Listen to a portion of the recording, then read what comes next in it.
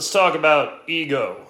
As I stand here shirtless, we hear a lot these days about killing the ego, whether via a hefty dose of plant medicine, a rigorous rite of passage, or an intense vision quest. There's this idea of slipping into a state in which you experience the humbling fact that you aren't in control, that you need to release control, and that life is much more satisfying and meaningful when you try not to control every circumstance, but rather lean into, fully experience, and savor every circumstance while choosing to be happy in the process. And look, that's great. We should all learn to set aside control tendencies, set aside pride, and trust God.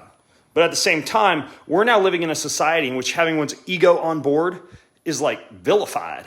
And there's books like Ego is the Enemy and The Ego is Not the Real You and Kill the Ego. These are being published with increasing frequency. But I want you to think about this. Although those are good books, your ego is also a gift. As a human being created in the image of God, you're the only being living on the surface of this planet who can actually have awareness of and control your consciousness. The only animal who can consciously, intelligently, and mindfully create new things. And the only entity with a spirit inside you that will go on to live for eternity. A fact you should embrace, be proud about, and yes, even have a strong sense of ego and ownership about. Don't suppress that. Don't escape that. Don't dissolve that. Don't try to kill that.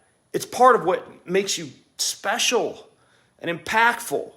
See, if you fully kill your ego, you can easily slip into apathy and laziness. You can be easily manipulated. You can become a human being with no absolute standard of morality, no ikigai, no purpose, and so little pride that you're unable to direct your actions in a fully conscious manner to live out your life's ultimate meaning and purpose.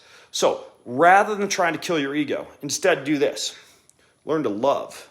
See, ego without love is selfishness, hubris, and worship of self. But ego with love is transformative. Ego with service, charity, and community, and faith, and joy, and gratitude, and living one's life by the golden rule is a healthy and enlightened state of existence. So here's a few equations for you to think about today. Ego plus your own desires equals selfish, sinful tendencies and narcissism. Okay, ego plus your own desires equals selfish, sinful tendencies and narcissism. Ego death equals apathy, indifference, and dispassion. Ego death equals apathy, indifference, and dispassion. Ego plus love, others facing, service, charity, community, etc., equals a meaningful life. Ego, love, meaningful life. So don't kill your ego. Just add a healthy dose of love to it. Thanks for watching.